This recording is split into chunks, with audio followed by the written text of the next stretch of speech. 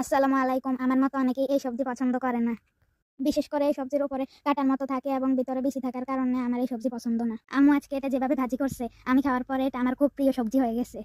আম্মু একটাকে ৪-৫ পিস করে কেটে নিছে। এরপরে এর উপরে হলুদের গুঁড়া, লবণের গুঁড়া, ও না থুকু, লবণের গুঁড়ো, লবণের গুঁড়া না লবণ দিয়ে মেখে নিছে। হলুদ লবণ মিক্স করে তারপরে একটা পাত্রে সরিষার তেল গরম করে এগুলাকে একটা একটা করে আম্মু ভেজে নিছে। তবে এগুলাকে লো হিটে ভাজতে হবে, নয়তো এগুলা পুড়ে যাবে বা ভেতরে কাঁচা থেকে যাবে।